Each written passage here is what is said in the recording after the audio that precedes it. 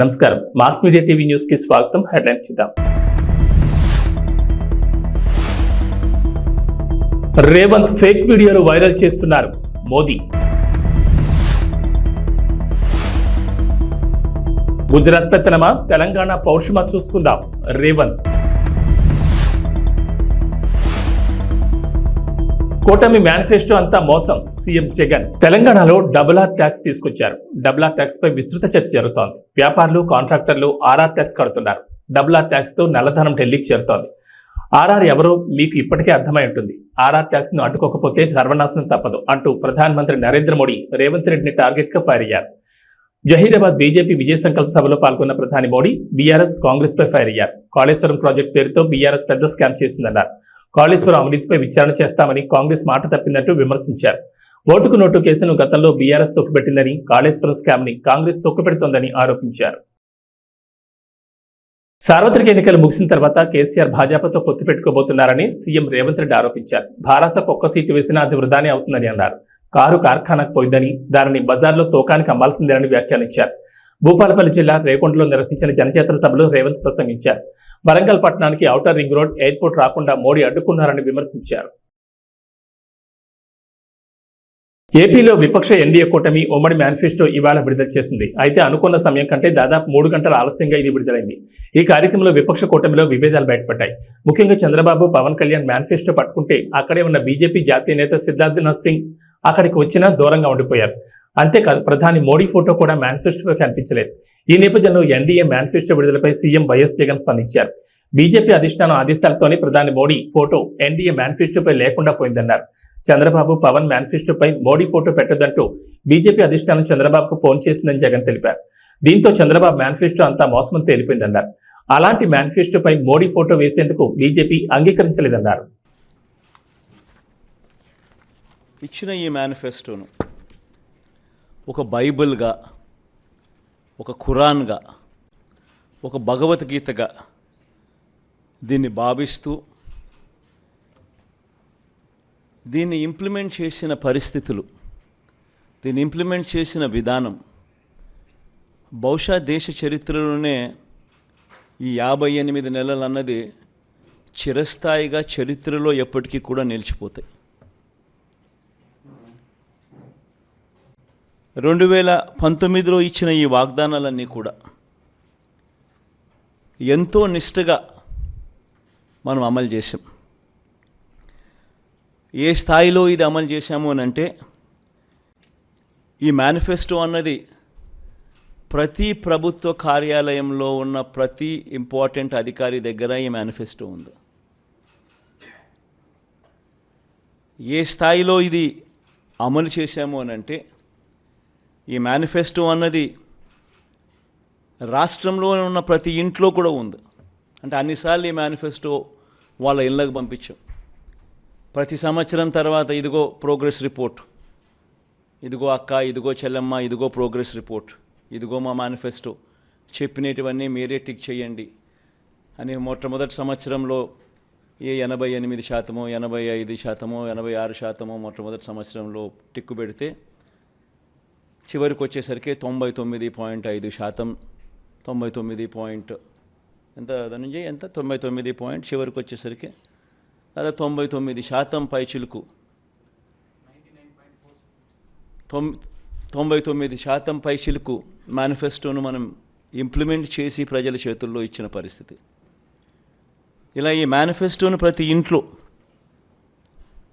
కూడా చేర్చిన పరిస్థితులు ఎప్పుడైనా ఉన్నాయా, ఏదైనా ప్రభుత్వం చేసింది అని అంటే అది కూడా ఈ 58 నెలల కాలంలోనే జరిగిందని కూడా చెప్పడానికి గర్వపడతా ఉన్నా. నవరత్నాల పాలనకు నిజంగా అర్థం చెబుతూ ఏకంగా ఈ 58 నెలల కాలంలోనే, ఈ 58 నెలల కాలంలోనే ఏకంగా 2,70,000 కోట్ల రూపాయలు, మళ్ళా రిపీట్ చేస్తా ఉన్నా, ఏకంగా 2,70,000 కోట్ల రూపాయలు డీబీటీగా, అంటే నేరుగా నా అక్క చెల్లెమ్మల కోసం నేను బటన్ నొక్కడం, నా అక్క చెల్లెమ్మల కుటుంబాల ఖాతాల్లోకి నేరుగా డబ్బులు వెళ్ళిపోవడం, నేరుగా వారి చేతికి అది అందడం, ఇదొక హిస్టరీ. 2,70,000 కోట్ల రూపాయలు ఈ మాదిరిగా నా అక్క చెల్లెమ్మలకు దేవుడి దయతో మంచి చేయగలిగాం. పేదల ఆత్మగౌరవాన్ని, అవ్వాతాతల ఆత్మాభిమానాన్ని ఎరిగిన వాడిగా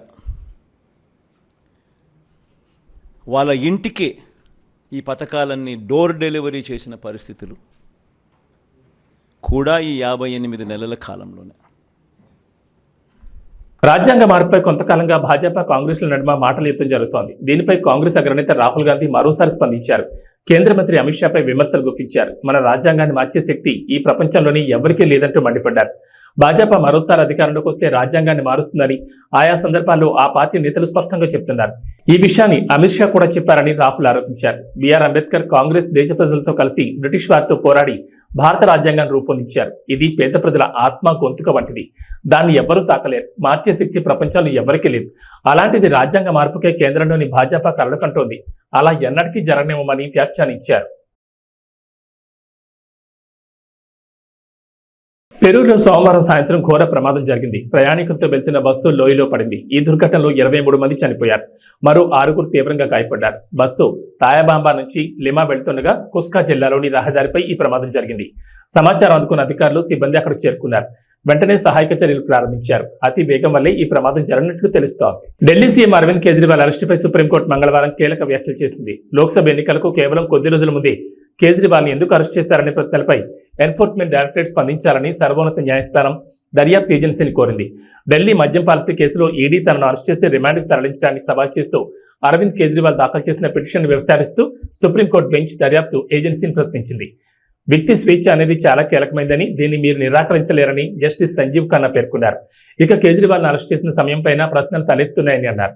విచారణ చేపట్టడం, ఆపై పలు ఫిర్యాదుల పునరావృతం కావడం మధ్య ఎందుకు విరామం ఉందనే వివరాలపైన స్పందించాలని దర్యాప్తు సంస్థను సుప్రీంకోర్టు కోరింది. ఛత్తీస్గఢ్లో మరో భారీ ఎన్కౌంటర్ జరిగింది. నారాయణపూర్, కాంకేర్ జిల్లాల సరిహద్దుల్లో మంగళవారం ఉదయం భద్రతా దళాల కాల్పుల్లో 10 మంది మావోయిస్టులు మరణించారు. వీరిలో 3 మహిళలు ఉన్నారని పోలీసులు వెల్లడించారు. గత 15 రోజుల వ్యవధిలో మావోయిస్టులకు ఇది రెండో ఎదురుదెబ్బ. తాజా ఎన్కౌంటర్కు సంబంధించి అధికారులు తెలిపిన వివరాల ప్రకారం 2 జిల్లాల సరిహద్దుల్లోని అబూజ్మడ్లోని టేక్ మీటా, కాకూర్ అడవుల్లో మావోయిస్టులు ఉన్నట్లు సమాచారం అందింది. దీంతో నారాయణపూర్ ఎస్పీ ప్రభాత్ కుమార్ నేతృత్వంలో జిల్లా reserve guard, DRG, special task force, STF దళాలు సంయుక్తంగా సెర్చ్ ఆపరేషన్ చేపట్టాయి. మధ్యప్రదేశ్ చెందిన కాంగ్రెస్ చెందిన 3వ కీలక నేత రాహుల్ గాంధీ రాష్ట్రంలో ఎన్నికల ప్రచారం నిర్వహిస్తున్న రోజున 1000 మంది మద్దతుదారులతో బీజేపీకి ధీటుగా నిలిచారు. ముఖ్యమంత్రి మోహన్ యాదవ్, రాష్ట్ర పార్టీ చీఫ్ విడి శర్మ, మాజీ హోంమంత్రి నరోత్తమ్ మిశ్రా సమక్షంలో కాంగ్రెస్ మాజీ మంత్రి 6 సార్లు ఎమ్మెల్యే ఎన్నికైన రామ్ నివాస్ రావత్ ఈరోజు షియోపూర్ భారీ ర్యాలీలో బీజేపీలో చేరారు. ₹1 కూడా కట్టే పని లేకుండానే ఒక్కో కుటుంబానికి 25 లక్షల ఆరోగ్య బీమా కల్పించే పథకాన్ని దేశంలోని తొలిసారిగా ఆంధ్రప్రదేశ్లో అమలు చేస్తామని కూటమి ప్రకటించింది. ఎస్సీ, ఎస్టీ, బీసీ మైనార్టీలకు 50 ఏళ్లకే 4,000 పింఛను అందజేస్తామని, మత్స్యకారులకు వేట విరామ సమయంలో 20,000, ఆటో, టాక్సీ, లారీ, టిప్పర్ డ్రైవర్లకు 15,000 ఆర్థిక సహాయం చేస్తామని హామీ ఇచ్చింది. ఇసుకను ఉచితంగా అందుబాటులోకి తెస్తామని ప్రకటించింది. టీడీపీ, జనసేన ఉమ్మడి మేనిఫెస్టోను మంగళవారం ఉండవల్లిలోని చంద్రబాబు నివాసంలో ఎన్డీఏ నేతలు విడుదల చేశారు. మిత్రపక్షం భాజపా సూచనలు, సలహాలతో దీన్ని రూపొందించారు. టీడీపీ అధినేత చంద్రబాబు, జనసేన అధ్యక్షుడు పవన్ కళ్యాణ్, భాజపా రాష్ట్ర ఎన్నికల సహాయ ఇన్ఛార్జ్ సిద్ధార్థనాథ్ సింగ్ ఈ కార్యక్రమంలో పాల్గొన్నారు. తెలుగుదేశం పార్టీకి, జనసేన పార్టీకి వారి యోగంలో వచ్చిన రిప్రజెంటేషన్స్, అలాగే జనవాణి కార్యక్రమంలో వచ్చిన వినతులు కానీ, ఆన్లైన్లో వచ్చిన సూచనలు కానీ, అందరికీ 2 పార్టీలకు వచ్చిన సూచనలని క్రోడీకరించి ఈ మేనిఫెస్టో తయారు చేయడం జరిగింది. ముఖ్యంగా రాష్ట్ర ప్రజల నేటి అవసరాలను తీరుస్తూ రేపటి ఆకాంక్షలకు సాకారం చేసే ఈ మేనిఫెస్టోని కూటమి ప్రభుత్వం పరిశుభ్రంగా దీన్ని అమలు చేస్తుంది. దీంట్లో ముఖ్యమైన అంశాలు ఏమేమి తీసుకున్నామంటే, ఆంధ్రప్రదేశ్ ప్రజల భవిష్యత్తు ఆల్మోస్ట్ కత్తి మనపైన వేలాడుతూ ఉంది. ప్రపంచంలోనే అత్యంత శక్తివంతమైన తెలుగు జాతి నేడు ఆంధ్రప్రదేశ్ పరిస్థితిని చూసి తలదించుకుంటుంది. లూటీ కోసమే 13 లక్షల కోట్లు అప్పు చేసి రాష్ట్ర ఆర్థిక వ్యవస్థను దివాళా తీయించారు. గత 5 ఏళ్లుగా అన్ని రంగాల్లో రాష్ట్రం తిరోగామి దిశలో పయనిస్తున్నది. సమాజంలో ఎటు చూసినా అభద్రత, అశాంతి, హత్యలు, ఆత్మహత్యలు కనిపిస్తున్నాయి. ధరలు, పన్నులు, ఛార్జీలు, అప్పుల బాధుడితో ఒక్కో కుటుంబం పైన దాదాపు 8 లక్షల భారం మోపారు. 10 రూపాయలు ఇచ్చి 100 రూపాయలు కొట్టేస్తూ పొద్దున్నే పథకం కింద డబ్బులు ఇచ్చి సాయంత్రం సారా కింద పట్టుకెళ్ళిపోయే ఈ ప్రభుత్వం చేస్తూ ఉన్నారు. పట్టభద్రుల నిరుద్యోగంలో 24% దేశంలోనే ఏపీ మొదటి స్థానంలో ఉంది. రైతుల ఆత్మహత్యల్లో 3వ స్థానంలో, 18 ఏళ్లలోపు బాలికలపై జరుగుతున్న అత్యాచారాల్లో 2వ స్థానంలో ఉంది. పోలవరం నదుల అనుసంధానాన్ని గోదాట్లో ముంచేశారు. సంపద సృష్టి, ఉపాధి కల్పనా కేంద్రమైన ప్రజా రాజధాని అమరావతిని విధ్వంసం చేశారు. SC, ST, BC, minority sub-plan నిధుల్ని 1,00,000 కోట్లు దారి మళ్లించారు. ఇక అన్నా క్యాంటీన్లు కానీ, నిరుద్యోగ భృతి కానీ, పండగ కానుకలు లాంటి 100కి పైగా తెలుగుదేశం ప్రభుత్వ సంక్షేమ కార్యక్రమాలు రద్దు చేశారు. ముఖ్యంగా గత కొద్ది రోజులుగా నేను మాట్లాడుతాను ల్యాండ్ టైటిలింగ్ యాక్ట్ పేరు మీద. పట్టా పుస్తకాల మీద ఆంధ్రప్రదేశ్ రాజముద్ర తీసి జగన్ ఫోటో వేయించుకొని తన అచ్చరాకైన పనులు చాలా చేస్తూ లక్షలాది ఎకరాల ల్యాండ్ టైటిలింగ్ యాక్ట్ పేరు మీద లక్షలాది ఎకరాలని ప్రజల ఆస్తుల్ని కబ్జా చేస్తున్నారు. ల్యాండ్, శాండ్, వైన్, మైన్, గంజాయి, డ్రగ్స్, ఎర్రచందనం, రేషన్ బియ్యం మాఫియాలతో దాదాపు 8 లక్షల కోట్ల ప్రజాధనాన్ని కొల్లగొట్టారు. స్థానిక సంస్థల ఎన్నికల్లో బీసీ రిజర్వేషన్లని 10% కోత కోసి 16,800కి రాజ్యాంగ పదవులకి బీసీలకి దూరం చేశారు. విషపూరిత మద్యం పోసి 35 లక్షల మంది ఆరోగ్యాలు నాశనం చేశారు. 30,000 మంది ప్రాణాలు తీసి వారి భార్యలకి పసుపు తాడులు మంట కలిపారు. గృహ నిర్మాణం పేరుతో పేదల్ని అప్పులు పాలు చేశారు.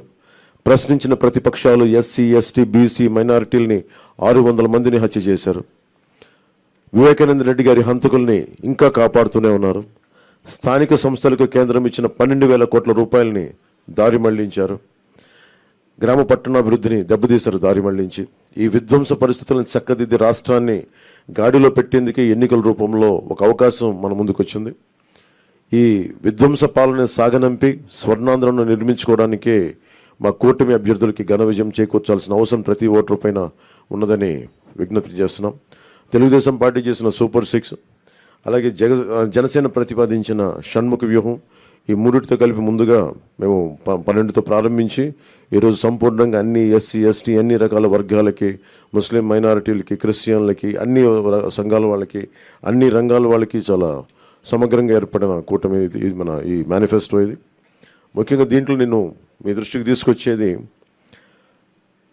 యువతకి 20 లక్షల ఉద్యోగాలు ఈ 5 సంవత్సరాల్లో, అలాగే నెలకి మనకి 3,000 రూపాయలు నిరుద్యోగ భృతి, స్కూల్కి వెళ్ళే ప్రతి విద్యార్థికి ఏడాదికి 15,000 రూపాయలు, ప్రతి రైతుకి ఏటా 20,000 ఆర్థిక సాయం, ప్రతి మహిళకి నెలకి 1,500 రూపాయలు, 19 సంవత్సరాల నుంచి 59 సంవత్సరాల వరకు, ప్రతి ఇంటికి ఏడాదికి ఉచితంగా 3 గ్యాస్ సిలిండర్లు, మహిళలకి ఉచిత బస్సు ప్రయాణం,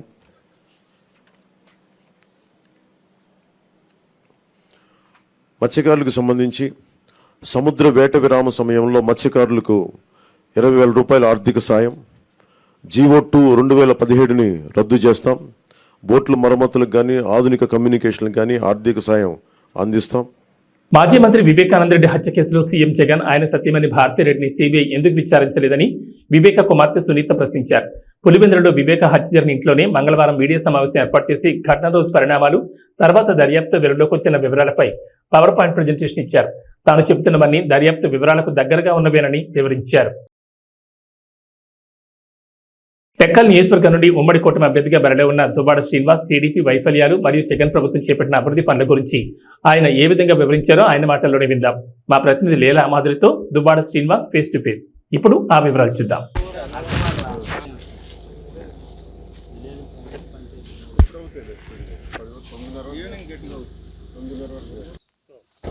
శ్రీకాకుళం జిల్లా టెక్కల్ నియోజకవర్గం నుంచి వైఎస్ఆర్సీపీ అభ్యర్థిగా దువ్వాడ శ్రీనివాసరావు గారు తన నియోజకవర్గమైన మదనాపురంలో ప్రచారం కొనసాగిస్తున్నారు. అక్కడ ప్రజల స్పందన ఎలా ఉంది, అసలు సార్ ప్రచారం ఎలా కొనసాగుతుంది అనేది సార్ని అడిగి తెలుసుకుందాం. సార్ చెప్పండి, గతంలో మీరు ఎంపీగా పోటీ చేశారు, ఇప్పుడు ఎమ్మెల్యేగా పోటీ చేయబోతున్నారు. అప్పటికి ఇప్పటికీ ఉన్న డిఫరెన్స్ ఏంటి, అసలు ప్రజల్లో స్పందన ఎలా ఉంది అనేది చెప్తారా? ఎంపీగా కూడా ఆ రోజు గెలుపు నాదే, నైతికంగా గెలుపు నాది. ఎందుకంటే నా మీద 6,000 మెజార్టీ, అంటే ఒక 3,100 ఓట్లు వస్తే ఆ రోజు నేను గెలుస్తాను. దానికి కారణం పోస్టల్ బ్యాలెట్, ఆ రోజు లెక్కించలేదు, టెక్నికల్ ప్రాబ్లమ్స్తో పెట్టి పక్కన పెట్టేశారు, రిక్ చేశారు కొన్ని బూతులు. ఇవన్నీ కలిపి జస్ట్ 3000 డిఫరెన్స్ తప్ప ఆ రోజు నైతికంగా గెలుపు మాదే. 1,24,000 మెజార్టీతో గెలిచిన రామ్మోహన్ నాయుడు 2019 వచ్చేటప్పటికి 6,000 మెజార్టీకి దిగుజారు. ఈసారి ఖచ్చితంగా రామ్మోహన్ నాయుడు అడ్డంగా పోతాడు, ఇంకా తిరిగి ఉండదు. మా టెక్కల్ కాన్స్టిట్యున్సీకి వచ్చేటప్పటికి 25,000 మెజార్టీతో గెలుస్తాం. ఇక్కడ మా గెలుపు నల్లేరు మీద నడక. ఎందుకంటే మేము చేసిన మా ప్రభుత్వంలో జగన్మోహన్ రెడ్డి గారు చేసినటువంటి అభివృద్ధి, స్వాతంత్ర్యం వచ్చి 75 ఏళ్ళు అయింది. 75 ఏళ్ళు అవుతూ తెలుగుదేశం పార్టీ ఆవిర్భవించి 40 ఏళ్ళు అయింది. ఆ 75 ఏళ్లలో కానీ ఈ 40 ఏళ్లలో కానీ శ్రీకాకుళం జిల్లాకు అత్యంత ఎక్కువగా నిధులు వచ్చిన సందర్భం రెండు సందర్భాలు. ఒకటి జలగం వెంగళరావు గారు ముఖ్యమంత్రిగా ఉండేటప్పుడు 72లో మోసదారికి 800 కోట్లు వచ్చింది. డాక్టర్ వైఎస్ రాజశేఖర రెడ్డి గారు ముఖ్యమంత్రిగా ఉండేటప్పుడు 1000 కోట్లు వచ్చింది. That's all. ఆ తర్వాత మనకి అత్యంత ఎక్కువ స్థాయిలో నిధులు వచ్చినటువంటి చరిత్ర ఎప్పుడూ లేదు. కానీ జగన్మోహన్ రెడ్డి గారు ముఖ్యమంత్రి అయిన తర్వాత ఈ టెక్కలి నియోజకవర్గంలో 7,000 కోట్ల రూపాయల నిధులు తీసుకొచ్చాం. అభివృద్ధి కోసం, సంక్షేమం కోసం, పారిశ్రామికీకరణ కోసం. అంటే వలసలకు మాత్రమే పరిమితమైనటువంటి ఈ జిల్లా బిడ్డను చేత పట్టుకొని, పొట్ట చేత పట్టుకొని కూలి పనులకు వెళ్ళి హైదరాబాద్, నెల్లూరు, కర్నూలు, మద్రాసు ప్రాంతాలు కూలికి వెళ్ళి బ్రతికే కూలి బ్రతుకులు ఈ శ్రీకాకుళం జిల్లా. వలస జీవితాలు. ఎన్నాళ్ళు ఈ వలసలు? ఎందుకు మన ప్రాంతంలో బ్రతకూడదు? మన ప్రాంతంలో ఎందుకు పరిశ్రమలు లేవు? ఎన్నాళ్ళు పడుతుంది ఇంక పరిశ్రమలు రావడానికి? 75 ఏళ్ళు చాలదా? తెలుగుదేశం పార్టీ ఆవిర్భవించి 40 ఏళ్ళు కూడా ఇంకా చాలదా? ఎన్నాళ్ళు ఈ ఊడిగం చేస్తాం? జగనన్న ఆలోచించారు. ఎట్టి పరిస్థితుల్లో కూడా శ్రీకాకుళం నుంచి ఇక వలసలు ఉండకూడదు. ఇక్కడి వారు ఇక్కడే పనిచేసుకునేటట్టు, ఆత్మగౌరవంతో గౌరవంగా ఇక్కడే బ్రతికేటట్టు ఉండాలి అంటే పరిశ్రమలు రావాలి. పరిశ్రమలు రావాలి అంటే దానికి ఆ వాతావరణాన్ని క్రియేట్ చేయాలి. ఆల్రెడీ ఇక్కడ 6 లైన్ ఉంది, రైల్వే ట్రాక్ ఉంది, మద్రాసు వరకును. ఇక్కడ ఒక నౌకాయానం పెడితే, పోర్టు పెడితే బాగుంటుందని మూలపేట గ్రీన్ఫీల్డ్ పోర్టు ఏర్పాటు చేయడం జరిగింది. దానికి 4,361 కోట్ల రూపాయలు శాంక్షన్ అవ్వడం జరిగింది. ఆల్రెడీ పోర్టు 70% పూర్తి అయిపోయింది. ఏడాదిలోనే షిప్ తెస్తామని చెప్పాం, ఏడాదిలోగా షిప్ తీసుకొచ్చాం అక్కడికి. మరొక 4-5 నెలల్లో ఈ పోర్టుని జాతికి అంకితం చేస్తాం. ఆ పోర్టుని ఎప్పుడైతే ఫినిష్ చేస్తామో 20,000 మందికి ఉద్యోగాలు వస్తాయి. ఆ 20,000 మంది కూడా మొట్టమొదటిగా టెక్కలి నియోజకవర్గానికి చెందిన వాళ్ళు, తర్వాత శ్రీకాకుళం, తర్వాత ఉత్తరాంధ్ర. ఈ ప్రాంతంలో ఉండే ప్రతి నిరుద్యోగికి కూడా ఇక్కడ మూలపేట పోర్టులో అవకాశం వస్తుంది. ఉత్తరాంధ్రకే మూలపేట గ్రీన్ఫీల్డ్ పోర్ట్ ఒక మణిహారంగా మారుతుంది. ప్రపంచంలో ది బెస్ట్ పోర్ట్స్లో ఎన్ని ఉన్నాయైతే అందులోకి చేరబోతుంది. ఎందుకంటే 19 మీటర్స్ దీని డెప్త్ అనమాట, డీప్ సీ వాటర్స్. మంచి పోర్టుగా ఇది ఎదగబోతుంది. ఈ ప్రాంతం కూడా టెక్కలి ఒక పారిశ్రామిక వాడగా మారబోతుంది, ఒక ముంబై నగరంలా మారబోతుంది ఒక 3-4 సంవత్సరాల్లోనే. దీనికి కారణం జగన్మోహన్ రెడ్డి గారు వేసినటువంటి అడుగులు. పోర్టు కారణంగా ఈ ప్రాంతమే పరిశ్రమలతో నిండడం వల్ల సుమారు ఒక 50,000 మందికి ఉద్యోగాలు పరిశ్రమలు పోర్టు కలిపి ఇప్పించడానికి మేము ప్రణాళిక సిద్ధం చేసాం. ఆ దశలో అడుగులు వేసి ఈరోజే దానికి స్పీడ్ చేసేస్తాం. పనులు కూడా జరిగిపోతున్నాయి. సంక్షేమం ఒకవైపు, అమ్మఒడి, రైతు భరోసా, చేయూత, జగనన్న విద్యా దీవెన, జగనన్న వసతి దీవెన, ఆరోగ్యశ్రీ, వైఎస్ఆర్ ఆరోగ్య ఆసరా, నాయబ్రాహ్మణులు, ఆటో రిక్షాలు, ఇలా చెప్పుకుంటూ పోతే చాంతాడంత లిస్టు పథకాలు. ఈ పథకాలన్నీ కలిపి ఒక్క టెక్కల్ నియోజకవర్గానికే 1,600 కోట్లు ఇచ్చాం.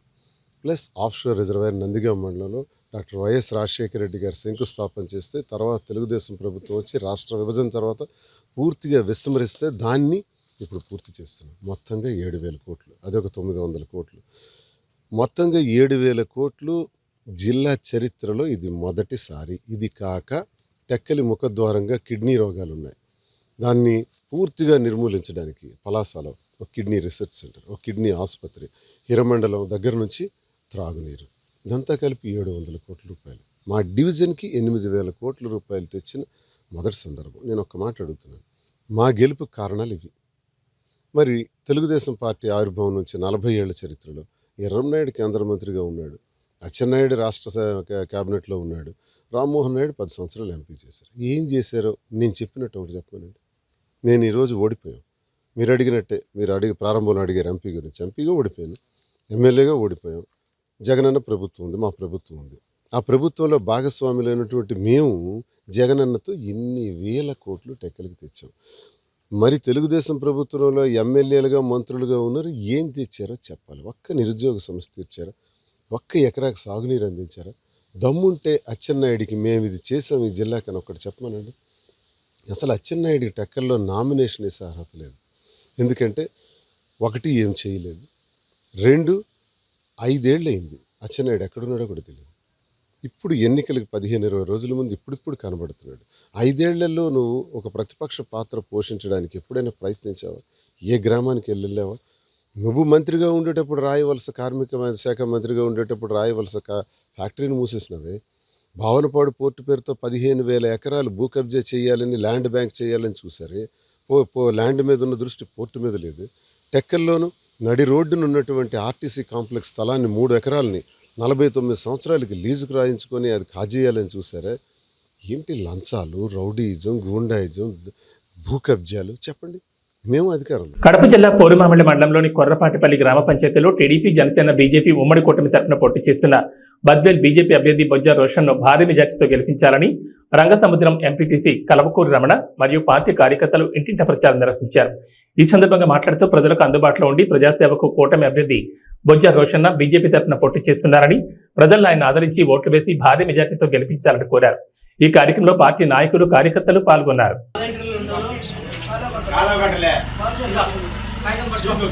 కమలం పువ్వు గుర్తుకే కమలం పువ్వు గుర్తుకే కమలం పువ్వు గుర్తుకే ఈరోజు కొరపాటిపల్లెలో మన బొజ్జ రోషన్న గారికి కమలం పువ్వు గుర్తుపైన ఓటేసి అత్యధిక మెజార్టీ తీసుకురావాలని చెప్పి క్యాన్వాస్ చేయడం జరిగింది. ఈ క్యాన్వాస్ మన మల్లికార్జున్ గారు, అచ్చిరెడ్డి గారు, అల్లూరయ్య గారు, సిద్ధయ్య గారు, మహేంద్ర గారు, శ్రీనివాసులు గారు, పేరయ్య గారు, పెద్ద పేరయ్య గారు వీళ్ళ ఆధ్వర్యంలో క్యాన్వాస్ విజయవంతంగా నిర్వహించడం జరిగింది.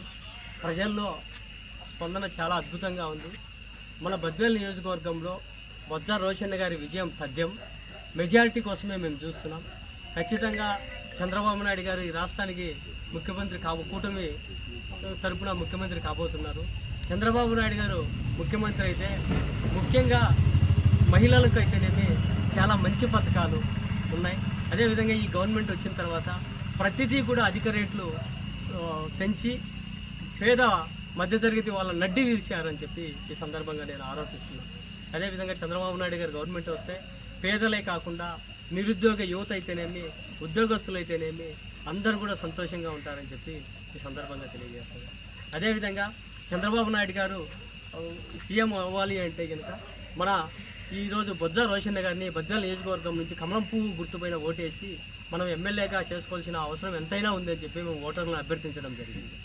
అదేవిధంగా ఈరోజు రాష్ట్రం జగన్మోహన్ రెడ్డి గారు రాష్ట్రాన్ని సచివాలయాలు అయితేనేమి, ఎక్సైజ్ శాఖ అయితేనేమి, ఇలా పార్కులు అయితేనేమి, ఇలా అనేక ఆస్తులు తాకట్టు పెట్టి డబ్బులు తీసుకొచ్చి ఈరోజు రాష్ట్రాన్ని అంధకారంలో ముంచాడని చెప్పి కూడా ఆరోపిస్తా ఉన్నారు. ఈరోజు జగన్మోహన్ రెడ్డి గారు సీఎంగా ఉంటే ఇలాగే కొనసాగితే కనుక మీరు చూస్తున్నారు ఈరోజు ల్యాండ్కు సంబంధించి ఒక యాక్ట్ తీసుకొచ్చారు. ఈ యాక్ట్కు సంబంధించి ఎన్నో మన ప్రజలైతేనేమి, రైతులైతేనే ఎన్నో ఇబ్బందులు ఎదుర్కొనే అవకాశాలు కూడా ఎన్నో ఉన్నాయని చెప్పి నేను తెలియజేస్తా ఉన్నా. అదేవిధంగా మన పాసుబుక్కుల పైన, మన భూమి పైన ఆయన ఫోటో ఏంది, ఆయన పెత్తనం ఏంది అనేది కూడా నేను ఆరోపిస్తా ఉన్నా.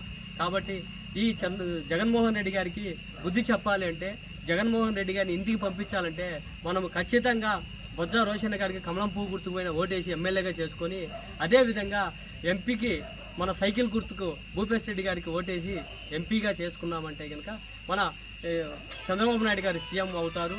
చంద్రబాబు నాయుడు గారి సీఎం అయితే రాష్ట్రం నిజంగా సుభిక్షంగా ఉంటుంది. రాష్ట్రంలో ఉన్నటువంటి యువత అయితేనేమి, అదేవిధంగా నిరుద్యోగ యువత అయితేనేమి, అదేవిధంగా విద్యార్థులు అయితేనేమి, పేద బడుగు బలహీన వర్గాల వారు అయితేనేమి చాలా సంతోషంగా గడుపుతారని చెప్పి ఈ సందర్భంగా తెలియజేసుకుంటూ, ప్రజలందరూ కూడా బద్వేల్ నియోజకవర్గ ప్రజలందరూ కూడా ఒక ఓటు కమలం గుర్తుకు, ఒక ఓటు సైకిల్ గుర్తుకు, ఎంపీకి సైకిల్ గుర్తుకు, ఎమ్మెల్యేకు కమలం గుర్తుకు బొజ్జ రోషన్న గారికి వేసి అత్యధిక మెజార్టీ తీసుకురావాలని చెప్పి ఈ సందర్భంగా మీడియా మూలకంగా నేను తెలియజేసుకుంటూ ధన్యవాదాలు తెలియజేసుకుంటాను. చంద్రబాబు గారి నాయకత్వం, నరేంద్ర మోడీ గారి నాయకత్వం, పవన్ కళ్యాణ్ గారి నాయకత్వం, విజయమ్మ గారి నాయకత్వం, నితీష్ గారి నాయకత్వం, బొజ్జ రోషన్న గారి నాయకత్వం. కమలం పువ్వు గుర్తుకే మన ఓటు, కమలం పువ్వు గుర్తుకే మన ఓటు, కమలం పువ్వు గుర్తుకే మన ఓటు. జై తెలుగుదేశం, జై తెలుగుదేశం, జై తెలుగుదేశం, జై తెలుగుదేశం. ఉండ్రాజవరం మండలం పాలంగి గ్రామంలో ఎన్నికల ప్రచారం నిడదవోలు నియోజకవర్గ శాసనసభ్యులు కాంగ్రెస్ పార్టీ ఎమ్మెల్యే అభ్యర్థి జి శ్రీనివాస్ నాయుడు మరియు Rajahmundry YSR Congress party parliament MP అభ్యర్థి గూడూరు శ్రీనివాస్ నిర్వహించారు. ఈ సందర్భంగా మాట్లాడుతూ దేశంలోనే ఏ రాష్ట్ర ముఖ్యమంత్రి చేయనంత అభివృద్ధి సంక్షేమ పథకాలు అందిస్తోంది వైఎస్ జగన్మోహన్ రెడ్డి ఒక్కరే అని తెలిపారు. కుల మత రాజకీయాలకు అతీతంగా లంచాలకు తావు లేకుండా పేదలకు అందిస్తున్న సంక్షేమ పథకాలు చేసిన అభివృద్ధి పనులే వైఎస్ఆర్సీపీ పార్టీకి ఘన విజయాన్ని అందిస్తాయన్నారు. 2 ఓట్లు ఫ్యాన్ గుర్తుగా ఓటేయాలని ఓటర్లను అభ్యర్థించారు. ఈ కార్యక్రమంలో కార్యకర్తలు పాల్గొన్నారు.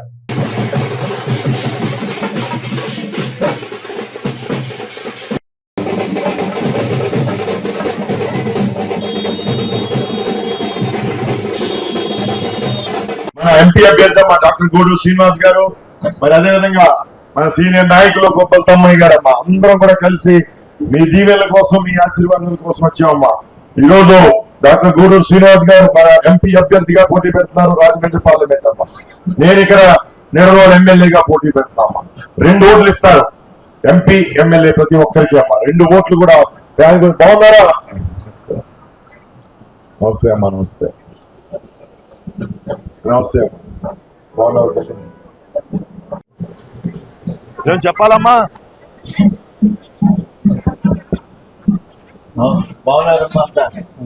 ఎలా ఉన్నావు? Very good very good. ఓహో, నువ్వు నీ చేత్తో నీవు అందరికి పార్టీ ఏదైనా ఓటు నాకేనా. అమూల్యమైన పవిత్రమైన 2 ఓట్లు కూడా చాలా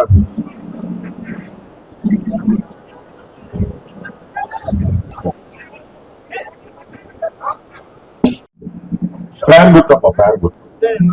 ప్రదాత, సంక్షేమ సారథి, నిస్వార్థ ప్రజాసేవకుడు, పిలిస్తే పలికే వ్యక్తి, అందరికీ అందుబాటులో ఉండే వ్యక్తి జి శ్రీనివాస నాయుడు గారు. అయ్యోనమ్మా మన ఎంపీ అమ్మా. నమస్తే అమ్మా.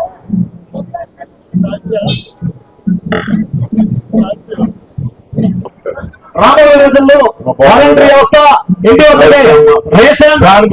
మర్చిపోకుండా 2 ఓట్లు కూడా ఈ రోజు మన బ్యాలెట్ పేపర్ మీద లోపలికి వెళ్ళాక బ్యాలెట్ పేపర్ మీద 2 కూడా 3వ నెంబర్ అమ్మా. ఎంపీ గారి 3వ బటన్ నొక్కాలి, ఎమ్మెల్యే గారు కూడా 3వ నెంబర్ బటన్ నొక్కాలి. ఏమో బాగున్నారా తల్లి?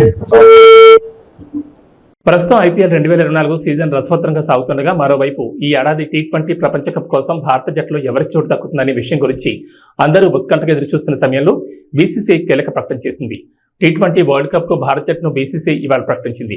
భారత జట్టుకి రోహిత్ శర్మ కెప్టెన్ గా ఉండగా వైస్ కెప్టెన్ గా హార్దిక్ పాండ్యాకి బాధ్యతలు అప్పగించారు. కేఎల్ రాహుల్, రుతురాజ్ గైక్వాడ్ కు జట్టులో చోటు దక్కలేదు. ఏబీ బులెటిన్ విశేష. నమస్కారం.